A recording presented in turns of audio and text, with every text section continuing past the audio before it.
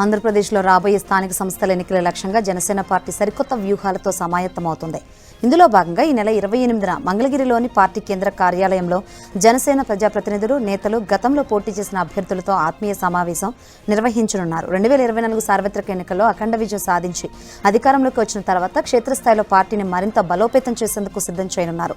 స్థానిక పోరులో జనసైనికుల జెండాను ఎగురవేయడమే ధ్యేయంగా ఈ సమావేశాన్ని ఏర్పాటు చేశారు. మంగళగిరిలో మోడల్ రైతు బజార్ ఏర్పాటుకు మంత్రి నారా లోకేష్ శంకుస్థాపన చేశారు. నిడమర్రు రైల్వే గేటు సమీపంలో అరవిందో ఫార్మా ట్రస్ట్ సిఎస్ఆర్ నిధులు 18 కోట్ల వ్యయంతో 5.90 ఎకరాల్లో రిటైల్ హోల్సేల్ కూరగాయల మార్కెట్ను నిర్మించనున్నారు. రైతులు తమ ఉత్పత్తులను సులభంగా విక్రయించుకునేలా, వినియోగదారులకు నాణ్యమైన కూరగాయలు, పండ్లు అందుబాటులో ఉండేలా మార్కెట్ను తీర్చిదిద్దుతున్నారు.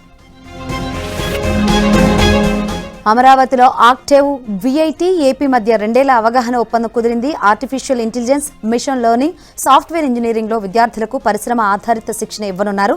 ఆక్టేవ్ మెంటర్లతో కలిసి విద్యార్థులు ప్రాజెక్టుల రూపకల్పన చేయనున్నారు. ప్రతి ప్రాజెక్టులో ఒక ప్రొఫెసర్, 4 విద్యార్థులు, 2 మెంటర్లు ఉండనున్నారు.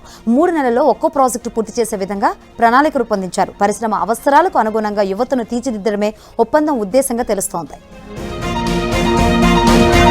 జగన్పై ఏపీ మంత్రి పార్థసారథి ఆగ్రహం వ్యక్తం చేశారు. అసెంబ్లీకి వచ్చి ప్రజా సమస్యలు చర్చించకుండా ప్రెస్ మీట్లలో ఊకదంపుడు ఉపన్యాసాలు ఎందుకు చేస్తున్నారంటూ ప్రశ్నించారు. 5 ఏళ్ల పాటు రాష్ట్రాన్ని విధ్వంసం, అరాచకం, దోపిడీ, నిరుద్యోగులకు చేసిన గొడ్డలి వేటు బయటకు వస్తాయనే భయంతోనే అసెంబ్లీకి రావడం లేదని పార్థసారథి నిలదీశారు. కనీసం తాను చేసిన మేలేమిటో చెప్పుకోలేని స్థితిలో జగన్ ఉన్నారంటూ ఎద్దేవా చేశారు. రైతు సంక్షేమమే కూటమి ప్రభుత్వ లక్ష్యమని ఏపీ డిప్యూటీ స్పీకర్, ఉండి ఎమ్మెల్యే రఘురామకృష్ణరాజు అన్నారు. ప్రభుత్వం ఏర్పడిన తర్వాత రైతుల సమస్యలు 90% వరకు పరిష్కరించగలిగామన్నారు. పశ్చిమ గోదావరి జిల్లా ఉండిలో వాటర్ డిస్ట్రిబ్యూటర్ కమిటీ నూతన భవనాన్ని రఘురామ ప్రారంభించారు. డ్రైనేజ్, ఇరిగేషన్ అధికారుల సమన్వయంతో రైతులకు తాగునీటి సమస్యలు లేకుండా చర్యలు చేపట్టి శివారు ఆయకట్టు రైతులకు కూడా సాగునీటి సమస్య లేకుండా చేస్తున్నామని రఘురామకృష్ణరాజు అన్నారు.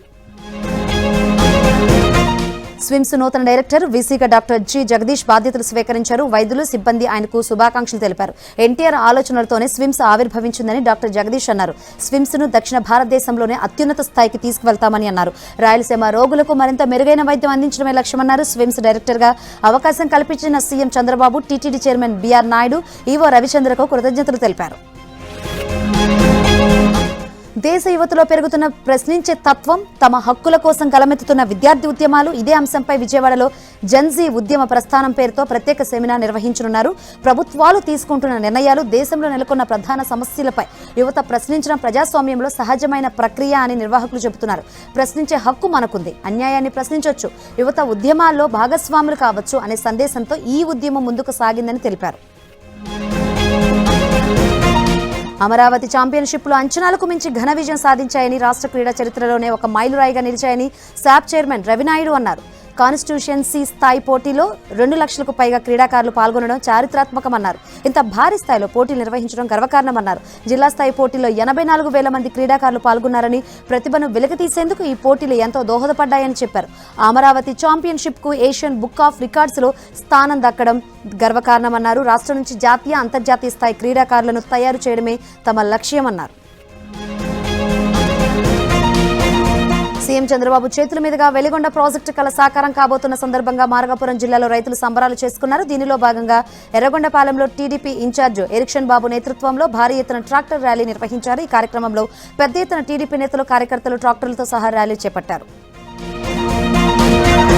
కూటమి ప్రభుత్వం చేస్తున్న అభివృద్ధిని చూసి వైసీపీ నాయకులు భయం పట్టుకుందని ఎమ్మెల్యే గౌరు చరితారెడ్డి అన్నారు. కర్నూలు జిల్లా వరవకల్లు మండలం కాలువబుగ్గ రామేశ్వర స్వామి దేవస్థానంలో టీటీడీ శ్రీవాణి ట్రస్ట్ ద్వారా 1.8 కోట్లతో 16 నూతన గదుల నిర్మాణానికి MLA Gowru Charitha Reddy, TTD board సభ్యుడు మల్లెల రాజశేఖర్ భూమి పూజ చేశారు. 45 లక్షలతో ఆలయ ప్రహరీ గోడను ప్రారంభించారు. వైసీపీ ప్రభుత్వ హయాంలో ఆలయ అభివృద్ధికి ₹1 కూడా మంజూరు చేయలేదని అన్నారు. హైదరాబాద్లోని మీరాలం చెరువుపై నిర్మిస్తున్న సస్పెన్షన్ బ్రిడ్జ్ పనులను గడువులోగా పూర్తి చేయాలని సీఎం రేవంత్ రెడ్డి ఆదేశించారు. పనులను పరిశీలించిన ముఖ్యమంత్రి చెరువులోకి మురుగునీరు చేరకుండా చర్యలు తీసుకోవాలని చెప్పారు. చెరువు నుంచి మూసీలోకి వరద వెళ్లేలా నాలాను విస్తరించాలని, చెరువులో వాటర్ స్పోర్ట్స్ కోసం డిజైన్ చేయాలని ఆదేశించారు. చెరువులో ఉన్న దీవులను అభివృద్ధి చేయాలని, పర్యాటకులను ఆకట్టుకునేలా మీరాలం చెరువును అభివృద్ధి చేయాలని సీఎం రేవంత్ సూచించారు. కొండ సురేఖ అంశం కాంగ్రెస్ అధిష్టాన పరిధిలో ఉందన్నారు. టీపీసీసీ చీఫ్ మహేష్ కుమార్ గౌడ్ కాంగ్రెస్లో ఎవరిపైనా కోపాలు, కక్షలు ఉండబోవన్నారు. కొండా మురళి తనతో ఎలాంటి సంప్రదింపులు జరపలేదన్నారు. అధిష్టాన నిర్ణయమే ఫైనల్ అన్నారు. తెలంగాణ విద్యా వ్యవస్థ భ్రష్టు పట్టిందని బీజేపీ రాష్ట్ర అధ్యక్షుడు రామచంద్రరావు ఆగ్రహం వ్యక్తం చేశారు. రాహుల్ గాంధీ తెలంగాణకు వచ్చి సీఎం రేవంత్ కు బుద్ధి చెప్పాలని డిమాండ్ చేశారు. ఇక్కడ విద్యా వ్యవస్థ బాగుపడే వరకు తాము వెనక్కి తగ్గేది లేదని, తమపై కేసులు పెట్టినా, హౌస్ అరెస్టులు చేసినా తమ పోరాటం ఆపేది లేదని, విద్యార్థులకు అండగా ఉంటామని రామచంద్రరావు వ్యాఖ్యానించారు. హైదరాబాద్ లో రామంతపూర్లో పాలిటెక్నిక్ విద్యార్థులు చేస్తున్న దీక్షకు మద్దతుగా నిలిచేందుకు వెళ్తున్న రామచంద్రరావును పోలీసులు గృహ నిర్బంధం చేశారు. హనుమకొండ కలెక్టరేట్ వద్ద టీఎన్జీఓలు ధర్నా నిర్వహించారు. ఈ ధర్నాలో మాజీ మంత్రి హరీష్ రావు పాల్గొని టీఎన్జీఓలకు సంఘీభావం తెలిపారు. ఉద్యోగుల న్యాయమైన డిమాండ్లకు సంపూర్ణ మద్దతు ప్రకటించారు. ఈ కార్యక్రమంలో పోలీసులు, హరీష్ రావు మధ్య వాగ్వాదం చోటు చేసుకుంది. దీంతో పరిస్థితి ఉద్రిక్తంగా మారింది. బీఆర్ఎస్ ను హస్తగతం చేసుకోవాలని హరీష్ రావు కుట్రలు చేస్తున్నారని కవిత ఆరోపించారు. బీఆర్ఎస్ పూర్తిగా కాంప్రమైజ్ అయిందని, హరీష్ రావుకు పాల వ్యాపారాలు, కేటీఆర్ కు రియల్ ఎస్టేట్ అప్పగించారని ఎద్దేవా చేశారు. హరీష్ రావు తిన్నింటి వాసాలు లెక్కపెట్టే వ్యక్తి అని అన్నారు. Phone tapping case, Kaleshwaram case ఏమయ్యాయని కవిత ప్రశ్నించారు. హైదరాబాద్లో నకిలీ వైద్యుల ఉచ్చులో పడకుండా అప్రమత్తంగా ఉండాలని సిపి సజ్జనార్ సూచించారు. వైద్యం పేరుతో ప్రజల ప్రాణాలతో చెలగాటమాడుతున్న నకిలీ వైద్యులపై ప్రత్యేక నిఘా ఉందని, కఠిన చర్యలు ఉంటాయని సిపి సజ్జనార్ హెచ్చరించారు. ఇప్పటివరకు 12 మంది నకిలీ వైద్యులను గుర్తించి చట్టపరమైన చర్యలు తీసుకున్నామన్నారు. కనీస వైద్య పరిజ్ఞానం, విద్యార్హతలు లేకుండానే అసలైన వైద్యులుగా చలామణి అవుతున్నారని సజ్జనార్ తెలిపారు. కఠిన చర్యలు కొనసాగుతాయని పోలీస్ కమిషనర్ విసి సజ్జనార్ తెలిపారు. ఎన్నికల సందర్భంగా మేనిఫెస్టోలో కాంగ్రెస్ ప్రభుత్వం చెప్పిన విధంగా సిపిఎస్ విధానాన్ని రద్దు చేసి పాత పెన్షన్ విధానాన్ని పునరుద్ధరించాలని డిమాండ్ చేస్తూ సిద్దిపేట కలెక్టరేట్ ఎదుట తెలంగాణ గెజిటెడ్ ఆఫీసర్స్ అసోసియేషన్ ఆధ్వర్యంలో మహాధరణ నిర్వహించారు. దేశంలో ఎక్కడా లేని విధంగా రాష్ట్రంలో డిఏలు పెండింగ్ లో ఉన్నాయని, వెంటనే పెండింగ్ లో ఉన్న 6 డిఏలను విడుదల చేయాలని, పీఆర్సీ నివేదిక తెప్పించుకుని వెంటనే అమలు చేయాలని టీజీఓ నేతలు డిమాండ్ చేశారు. కోదాడ డీఎస్పీ కార్యాలయాన్ని జిల్లా ఎస్పీ నరసింహ తనిఖీ చేశారు. ఈ సందర్భంగా పోలీసు అధికారులతో సమీక్ష నిర్వహించి రికార్డులు, కేసుల దర్యాప్తు, పోలీస్ స్టేషన్ నిర్వహణపై వివరాలు అడిగి తెలుసుకున్నారు. శాంతి భద్రతల పరిరక్షణకు పటిష్ట చర్యలు చేపట్టాలని, పెండింగ్ కేసుల దర్యాప్తును వేగవంతం చేయాలని అధికారులను ఆదేశించారు. రోడ్డు ప్రమాదాల నివారణకు ప్రత్యేక దృష్టి సారించి ప్రమాదాలు ఎక్కువగా జరిగే ప్రాంతాలను గుర్తించి తగిన చర్యలు తీసుకోవాలని సూచించారు. ప్రజలకు మెరుగైన పోలీసు సేవలు అందించాలని ఎస్పీ నరసింహ సూచించారు. అనంతరం డీఎస్పీ కార్యాలయ ప్రాంగణంలో ఎస్పీ నరసింహ మొక్కలు నాటారు. కరీంనగర్ కలెక్టరేట్ ఎదుట తెలంగాణ ప్రభుత్వ ఉద్యోగుల జేఏసీ మహాధరణ నిర్వహించింది. ఈ ధర్నాలో ప్రభుత్వ ఉద్యోగులు, గెజిటెడ్ ఆఫీసర్స్, పెన్షనర్స్ పాల్గొన్నారు. పీఆర్సీ అమలుతో పాటు 3 డిఏల పెంపు, ఓల్డ్ పెన్షన్ స్కీమ్ అమలు, రిటైర్డ్ ఉద్యోగులకు బెనిఫిట్స్ విడుదల వంటి డిమాండ్లు ప్రభుత్వం పరిష్కరించడం లేదని ఆరోపించారు. వెంటనే సర్కారు స్పందించి సమస్యలు పరిష్కరించాలని కోరారు. అనంతపురంలోని జడ్పీ కార్యాలయంలో చివరి సాధారణ సర్వసభ్య సమావేశం రసాభాసగా జరిగింది. వైసీపీ జడ్పీటీసీ సభ్యులకు టీడీపీ ఎంపీ ఎమ్మెల్యేల మధ్య మాటల యుద్ధం జరిగింది. సర్వసభ్య సమావేశంలో ఎంపీ బీకే పార్థసారథి, ఎమ్మెల్సీ దళవాయి రామాదేవి, ఎమ్మెల్యేలు దగ్గుపాటి వెంకటేష్ ప్రసాద్, పల్లె సింధూరారెడ్డి పాల్గొన్నారు. తాగునీటి సరఫరాపై జరిగిన చర్చలో సాగునీటికి నిధులు కేటాయించలేదని జడ్పీటీసీ సభ్యులు ఆరోపించారు. తాగునీటి నిధులను సాగునీటికి ఎలా కేటాయించగలరని ఎంపీ బీకే పార్థసారథి ప్రశ్నించడంతో సమావేశంలో వాగ్వాదం జరిగింది. మెదక్ జిల్లా రామాయంపేట మండలం కోనాపూర్లో యూరియా కోసం రైతులు రోడ్డెక్కారు. యాప్ ద్వారా యూరియా బుక్కోవడం లేదంటూ రైతులు ఆందోళన చేపట్టారు. యాప్ విధానాన్ని తీసివేయాలని డిమాండ్ చేశారు. కొన్ని రోజులుగా యూరియా దొరకడం లేదని రైతులు ఆరోపించారు. మెదక్ సిద్దిపేట రహదారిపై బైఠాయించి రైతులు నిరసన తెలిపారు. నిజామాబాద్ జిల్లాలో రైతులకు యూరియా కష్టాలు తప్పడం లేదు. యాప్ ద్వారా యూరియా కొనుగోలుపై ఇంకా గందరగోళం కొనసాగుతూనే భీంగల్ మండలం బడా భీంగల్లో యూరియా కోసం రైతులు ధర్నాకు దిగారు. యూరియా యాప్ ఓపెన్ అయ్యి కొద్దిసేపటికే నో స్టాక్ అని చూపిస్తుందని ఆవేదన వ్యక్తం చేశారు. గతంలో ఆలస్యంగానైనా యూరియా దొరికిందని, ఇప్పుడు కొత్త యాప్తో ఇబ్బంది పడుతున్నామని అన్నారు. తమ గ్రామ రైతులకు ముందుగా యూరియా ఇచ్చాకే వేరే గ్రామానికి యూరియా ఇవ్వాలని డిమాండ్ చేశారు. శ్మశాన వాటికకు దారి లేదంటూ శ్మశానానికి తీసుకువెళ్తున్న శవాలను అడ్డుకుని గొడవకు దిగిన ఘటన నాగర్ కర్నూలు జిల్లాలో చోటు చేసుకుంది. దీనిపై కొల్లాపూర్ మండలం చింతలపల్లి గ్రామస్తులు ఆర్డీఓ పోలీస్ స్టేషన్ తహసీల్దార్ కార్యాలయంలో ఫిర్యాదు చేశారు. శ్మశాన వాటికకు దారి చూపించాలని ఆందోళనకు దిగారు. గత 40 ఏళ్లుగా ఎస్సీ కాలనీకి సంబంధించిన శ్మశాన వాటికకు దారి లేదంటూ కొందరు శవాలను అడ్డుకొని గొడవలకు దిగుతున్నారని గ్రామస్తులు ఆరోపించారు. ఎప్పటికైనా అధికారులు స్పందించి శ్మశానానికి వెళ్లేందుకు దారి చూపాలని కోరుతున్నారు. 9 ఏళ్ల ప్రేమ వ్యవహారం పోలీస్ స్టేషన్కు మెట్లెక్కింది. ప్రేమించి మోసం చేశాడంటూ ఓ యువతి ప్రియుడి ఇంటి ముందు ధర్నాకు దిగింది. శ్రీకాకుళం జిల్లా లావేరు మండలం అదపాక గ్రామానికి చెందిన ఓ యువతి అదే గ్రామానికి చెందిన యువకుడు 9 ఏళ్లు ప్రేమించుకున్నారు. అయితే ఇటీవల ఇద్దరి మధ్య గొడవలు జరగడంతో వ్యవహారం పోలీస్ స్టేషన్కు చేరింది. బాధితురాలి ఫిర్యాదుతో కేసు నమోదు చేసిన పోలీసులు ప్రియుడు మరో యువతితో పెళ్లికి సిద్ధమయ్యాడని తేల్చారు. దాంతో బాధితురాలు తల్లిదండ్రులతో కలిసి ప్రియుడి ఇంటి ముందు ఆందోళన చేపట్టింది. తనకు న్యాయం చేయాలని డిమాండ్ చేశారు. సీనియర్ నటుడు, నిర్మాత జీవి నారాయణరావు మరణించారు. గత కొన్నాళ్లుగా అనారోగ్య సమస్యలతో బాధపడుతున్న ఆయన బుధవారం సాయంత్రం తుదిశ్వాస విడిచారు. కృష్ణా జిల్లా కురుమద్దాలి గ్రామంలో నారాయణరావు జన్మించారు. 1976లో వచ్చిన అంతులేని కథ సినిమా ద్వారా వెండితెరకు పరిచయం అయ్యారు. దాదాపు 100కు పైగా సినిమాల్లో నటించారు. నారాయణరావు మృతి పట్ల మూవీ ఆర్టిస్ట్ అసోసియేషన్ సంతాపం తెలిపింది. ప్రసిద్ధ పుణ్యక్షేత్ర మంత్రాలయం శ్రీ రాఘవేంద్ర స్వామి 355వ ఆరాధన ఉత్సవాలు ఘనంగా ప్రారంభమయ్యాయి. ఆనవాయితీలో భాగంగా టీటీడీ దేవస్థానం తరపున ఈవో ముజ్జాడ రవిచంద్ర ఆధ్వర్యంలో టీటీడీ అధికారులు రాఘవేంద్ర స్వామికి పట్టు వస్త్రాలు సమర్పించారు. ముందుగా శ్రీమఠం అధికారులు వారికి మేళతాళాలతో ఘన స్వాగతం పలికారు. ముందుగా గ్రామ దేవత మంచాలమ్మ వారిని దర్శించుకొని రాఘవేంద్ర స్వామి మూల బృందావానికి పట్టు వస్త్రాలు సమర్పించారు. అనంతరం శ్రీమఠం పీఠాధిపతి సుబుధేంద్ర తీర్థులు టీటీడీ ఈవో రవిచంద్ర అధికారులకు శేషవస్త్రం ఫలమంత్రాక్షలు ఇచ్చి ఆశీర్వదించారు. ఈ నెల 29వ తేదీ నుంచి మేరీమాత జన్మదిన వేడుకలకు వేలాంగిని మాత చర్చ్ను అతి సుందరంగా రంగులతో తీర్చిదిద్దారు. భక్తులకు ఎలాంటి సౌకర్యం కలగకుండా ఉండేందుకు చర్చ్ ఫాస్టర్ లూకాస్ రాజ్ జాగ్రత్తలు తీసుకున్నారు. ఈ నెల 29వ తేదీన జెండా ఉత్సవంతో కార్యక్రమాలు మొదలై వచ్చే నెల 6, 7, 8 తేదీల్లో ముఖ్యమైన కార్యక్రమాలు నిర్వహిస్తామని ఆయన తెలిపారు. కుల మతాలకు అతీతంగా ప్రతి ఒక్కరు ఈ వేడుకల్లో పాల్గొనవచ్చని ఆయన పిలుపునిచ్చారు. రంగారెడ్డి జిల్లా కడ్తాల్ మండల పరిధిలోని మైసిగండిలో తీజ్ వేడుకలను గిరిజనులు ఘనంగా నిర్వహించారు. తీజ్ వేడుకలకు ఎల్హెచ్పి గిరిజన నాయకుడు Dasaratha Nayak, Telangana food corporation chairman Gol Srinivasa Reddy, మాజీ ఎమ్మెల్యే జైపాల్ యాదవ్ తదితరులు హాజరయ్యారు. 2 ఏళ్లకోసారి గిరిజనులు జరుపుకుని తీజ్ వేడుకలకు పెద్ద ఎత్తున నిర్వహించడం ఆనందదాయకమన్నారు. వర్షాలు సమృద్ధిగా కురిసి రాష్ట్రం సుభిక్షంగా ఉండాలని ఆరాధ్య దైవం సేవలాల్ మహారాజును వేడుకున్నారు. నటుడు సప్తగిరి ప్రసాద్ ఏపీ హైకోర్టు న్యాయమూర్తి ఆలపాటి గిరిధర్ తిరుమల శ్రీనివాసుని దర్శించుకున్నారు. శ్రీవారి దర్శనార్థం కుటుంబ సభ్యులతో కలిసి తిరుమలకు చేరుకున్న వీరు వీఐపీ బ్రేక్ దర్శన సమయంలో స్వామివారిని దర్శించుకున్నారు. అనంతరం స్వామివారి తీర్థ ప్రసాదాలు స్వీకరించారు. డ్రమ్స్ శివమణి తిరుమల శ్రీనివాసుని దర్శించుకున్న శ్రీవారి దర్శనార్థం కుటుంబ సభ్యులతో కలిసి తిరుమలకు చేరుకున్న శివమణి వీఐపీ బ్రేక్ దర్శన సమయంలో స్వామివారిని దర్శించుకున్నారు. దర్శనానంతరం శ్రీవారి తీర్థ ప్రసాదాలను స్వీకరించారు. ఏలూరు జిల్లా నొజ్జివీడు మండలంలో పులి సంచార కలకలం రేపింది.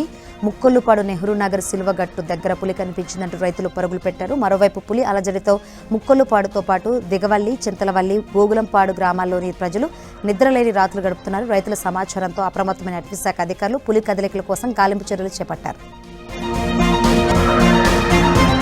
మహబూబాద్ జిల్లా బయ్యారం మండలం చిన్నాలకుంట చెరువు దగ్గరున్న ఓ మర్రి చెట్టు వేర్ల నుంచి కళ్ళు కారుతుండడం స్థానికంగా ఆసక్తికరంగా మారింది. 4 రోజుల నుంచి మర్రి వేర్ల నుంచి కళ్ళు వస్తున్న వీడియోలో సోషల్ మీడియాలో వైరల్గా మారాయి. అయితే మర్రి చెట్టు నుంచి వస్తున్న ద్రవాన్ని గౌడన్న సేకరించి రోజుకు 2 కుండల వరకు కళ్ళు తీస్తున్నాడు. లీటర్ బాటిల్ని 20 నుంచి 30 రూపాయల వరకు విక్రయిస్తున్నాడు. ఈ కళ్ళు కొబ్బరి నీళ్ల మాదిరిగా ఉండడంతో దానిని తాకేందుకు యువకులు ఆసక్తి చూపుతున్నారు. స్కూల్ టీచర్పై కత్తితో దాడి చేసిన ఘటన అనంతపురం జిల్లా గుంతకల్లో జరిగింది. రాజేంద్ర నగర్లో ఓ ప్రైవేటు స్కూల్లో టీచర్గా పనిచేస్తున్న అరుణను లంచ్ బ్రేక్లో బయటకు పిలిచి హోమియోపతి వైద్యుడు శ్రీనివాస్ కత్తితో దాడి చేశాడు. తీవ్రంగా గాయపడిన అరుణను అక్కడి స్థానికులు గుంతకల్లో ఆసుపత్రికి తరలించారు. పరిస్థితి విషమించడంతో మెరుగైన చికిత్స కోసం కర్నూలుకు తరలించారు. ఇటీవల స్వాతంత్ర దినోత్సవ వేడుకలో ఉత్తమ అధికారిగా అవార్డు అందుకున్న జయశంకర్ భూపాలపల్లి జిల్లా భూగర్భ గనుల శాఖ అసిస్టెంట్ డైరెక్టర్ బొజ్జ జయరాజ్ ఏసీబీకి అడ్డంగా బుక్కయ్యారు. ఆదాయానికి మించి అక్రమాస్తులు కూడబెట్టారన్న ఆరోపణలతో ఏసీబీ అధికారులు ఆయన నివాసంలో సోదాలు నిర్వహించారు. 8 చోట్ల ఏకకాలంలో సోదాలు నిర్వహించిన ఏసీబీ అధికారులు భారీగా అక్రమాస్తులను గుర్తించారు. ఇసుక మాఫియాతో కుమ్మక్కై జయరాజ్ పెద్ద మొత్తంలో అక్రమాస్తులను కూడబెట్టారు. ఎట్టకేలకు ఏసీబీకి చిక్కి కటకటాల పాలయ్యారు.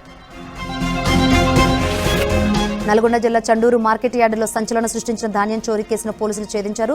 మార్కెట్ యార్డు గోదాంలో నిల్వ ఉంచిన ధాన్యాన్ని మాయం చేసిన ముఠాను పోలీసులు గుర్తించారు. ముఠాలో 12 మందిని గుర్తించగా వారిలో 11 మందిని అరెస్ట్ చేసినట్లు సీఐ రాము తెలిపారు.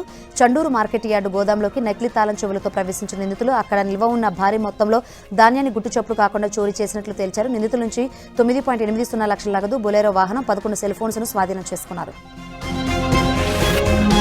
ప్రకాశం జిల్లా టంగుటూరు దగ్గర వి కావేరీ ట్రావెల్స్ లో భారీ చోరీ జరిగింది. బెంగళూరు నుంచి విజయవాడ వెళ్తున్న ట్రావెల్స్ బస్సులో 50 లక్షల విలువైన 300 గ్రాముల బంగారం ఉన్న బ్యాగు చోరీకి గురైంది. వెంకటకృష్ణ అనే ప్రయాణికుడు ఓ వివాహ నిమిత్తం బెంగళూరు నుంచి విజయవాడకు నగల బ్యాగుతో ప్రయాణిస్తుండగా టంగుటూరు దగ్గర నగల బ్యాగు చోరీకి గురైంది. టంగుటూరు పోలీసులకు ప్రయాణికుడు సమాచారం ఇవ్వడంతో బస్సును పోలీస్ స్టేషన్కు తరలించి తనిఖీ చేశారు. బస్సులో సీసీ కెమెరా లేకపోవడం వల్లే చోరీ జరిగిందని ప్రయాణికులు తెలిపారు. మేడ్చల్ పోలీస్ స్టేషన్ పరిధిలోని రాజుబొల్లారం గ్రామంలో ఎస్ఓటీ పోలీసులు దాడులు చేశారు. అక్రమ గ్యాస్ రీఫిల్లింగ్ ముఠాను అరెస్ట్ చేశారు. ఈ దాడుల్లో 4 పోలీసులు అదుపులోకి తీసుకున్నారు. వారి వద్ద నుంచి 200 గ్యాస్ సిలిండర్లను స్వాధీనం చేసుకున్నారు. నిందితులను మేడ్చల్ పోలీసులకు అప్పగించారు. నిందితులంతా బీహార్, యూపీ రాష్ట్రాలకు చెందిన వారుగా గుర్తించారు. నంద్యాల జిల్లా ఆత్మకూరు అటవీ డివిజన్ పరిధిలో నాటు తుపాకీ కలకలం రేపింది. ఇద్దరిని అదుపులోకి తీసుకున్న అటవీశాఖ అధికారులు వారి నుంచి నాటు తుపాకీ 20 ఉచ్చులు స్వాధీనం చేసుకున్నారు. గత కొన్ని రోజులుగా ఈ ప్రాంతంలో పులుల మరణాలు, పులిగోళ్లు లభించడం వంటి ఘటనలతో అటవీ అధికారులు అప్రమత్తమయ్యారు. ఈ క్రమంలోనే పక్కా సమాచారంతో నల్లకాలువ గ్రామంలో అధికారులు తనిఖీలు నిర్వహించారు. నిందితులు ఇళ్ల దగ్గర గాలింపు చేపట్టారు. ఇద్దరు వన్యప్రాణుల వేటగాళ్లను అదుపులోకి తీసుకుని తుపాకీతో పాటు 20కి పైగా ఉచ్చులను స్వాధీనం చేసుకున్నారు. ఖమ్మం జిల్లా ముదిగొండలో అక్రమంగా ఇసుకను తరలిస్తున్న 17 ట్రాక్టర్లను పోలీసులు పట్టుకున్నారు. పెదమండవ, గంధసిరి గ్రామాల్లోని మున్నేరు నుంచి అక్రమంగా ఇసుకను ట్రాక్టర్లలో లోడ్ చేసుకుని వెళ్తుండగా పోలీసులు తనిఖీ చేశారు. ఎలాంటి అనుమతులు లేకుండా తరలిస్తున్నట్లు గుర్తించిన పోలీసులు ఇసుక ట్రాక్టర్లను సీజ్ చేసి పిఎస్కు తరలించారు. కొమరంభీం జిల్లా కాగజ్ నగర్లోని ఓ వైన్ షాప్లో చోరీ జరిగింది. దుండగులు షాప్లోకి చొరబడి కౌంటర్లో ఉన్న 3,000 రూపాయల నగదుతో పాటు 2 మద్యం బాటిల్స్ ఎత్తుకెళ్లారు. చోరీ దృశ్యాలు సీసీ కెమెరాలు రికార్డయ్యాయి. షాప్ సిబ్బంది పోలీసులు సమాచారం అందించారు. పోలీసులు ఘటనాస్థలం చేరుకుని ఆధారాలు సేకరించారు. కేసు నమోదు చేసి దర్యాప్తు చేస్తున్నారు. నారాయణపేట జిల్లా మక్తలో దారుణం జరిగింది. భిక్షాటన చేసే మహిళపై 2 యువకులు అత్యాచారం చేసి కత్తితో ప్రైవేటు పార్ట్స్పై దాడి చేశారు. అడ్డుకోబోయిన బాధితుల కుమారుడిపై కూడా దాడి చేశారు. రాత్రి సమయంలో ప్రభుత్వ జూనియర్ కాలేజీ గ్రౌండ్ వద్ద నిద్రించిన సమయంలో దారుణం జరిగింది. ఉదయం వాకింగ్కు వచ్చిన స్థానికులు పోలీసులకు సమాచారం ఇవ్వడంతో ఈ ఘటన వెలుగు చూసింది. వెంటనే అక్కడికి చేరుకున్న పోలీసులు బాధితురాల్ని మక్తల్ ప్రభుత్వ ఆసుపత్రి తరలించారు. ఈ ఘటనపై కేసు నమోదు చేసి దర్యాప్తు చేస్తున్నారు. రాజేంద్రనగర్లో భారీగా గుట్కా పట్టుబడింది. మైలర్దేవపల్లి పోలీస్ స్టేషన్ పరిధిలోని ఉడంగడ్డలోని జీఎంఆర్ పార్కింగ్లో 2 రోజులుగా ఓ లారీ అనుమానాస్పదంగా నిలిచి ఉండడంతో స్థానికులు పోలీసులకు సమాచారం ఇచ్చారు. పోలీసులు అక్కడ చేరుకుని తనిఖీలు చేయగా భారీగా గుట్కా బయటపడింది. మొత్తం 52 బ్యాగులు గుట్కాను పోలీసులు స్వాధీనం చేసుకున్నారు. ఒక్కో బ్యాగులో సుమారు 50 కిలోల వరకు గుట్కా ఉన్నట్లు ప్రాథమికంగా అంచనా వేశారు. లారీ డ్రైవర్ సయ్యద్ అన్వర్ను పోలీసులు అదుపులోకి తీసుకుని విచారిస్తున్నారు. జాతీయ క్రీడా దినోత్సవం 2026 సందర్భంగా దేశ యువతతో ప్రధాని మోదీ వర్చువల్గా సమావేశమయ్యారు. క్రీడలు, యువత సాధికారిత, ఫిట్నెస్, యువ నాయకత్వం, వికసిత్ భారత్ నిర్మాణ అంశాలపై ప్రధాని యువతతో ముఖాముఖి మాట్లాడారు. పార్లమెంటు వర్షాకాల సమావేశాల కొనసాగింపై కేంద్ర మంత్రి కిరణ్ రిజిజు కీలక వ్యాఖ్యలు చేశారు. సభను ప్రోరోగ్ చేయనంత వరకు మళ్లీ సమావేశాలు ఏర్పాటు చేసే హక్కు ప్రభుత్వానికి ఉందంటున్నారు.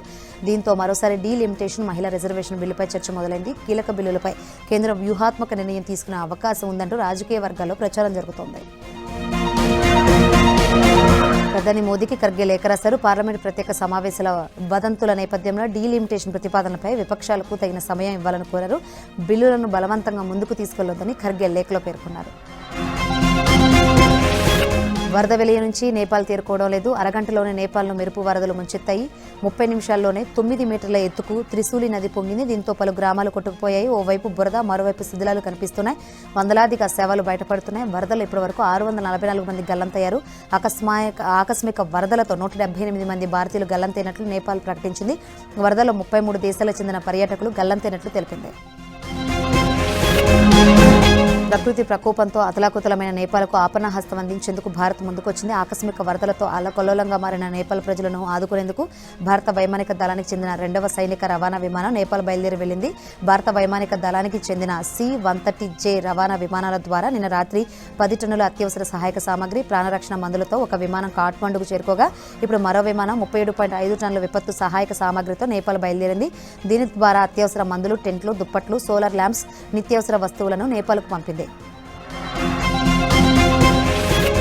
నేపాల్ వరదల్లో తమ సంస్థకు చెందిన 80 మంది సభ్యులు గల్లంతైనట్లు ఈషా ఫౌండేషన్ తెలిపింది. గల్లంతైన వారు ఏ దేశాలకు చెందిన వారు అనే వివరాలను సద్గురు వెల్లడించారు. అమెరికాకు చెందిన 22 మంది, కెనడాకు చెందిన 12 మంది, ఆస్ట్రేలియాకు చెందిన 11 మంది, బ్రిటన్కు చెందిన 9 మంది, జర్మనీకి చెందిన 4, ఫ్రాన్స్కు చెందిన 3, నేపాల్కు చెందిన 3, నెదర్లాండ్స్, న్యూజిలాండ్, సింగపూర్, స్పెయిన్ నుంచి 2, Hungarian, Israel, Lithuania, Philippines, Portugal, Russia, దక్షిణాఫ్రికా నుంచి ఒక్కొక్కరు గల్లంతైనట్లు సద్గురు తెలిపారు.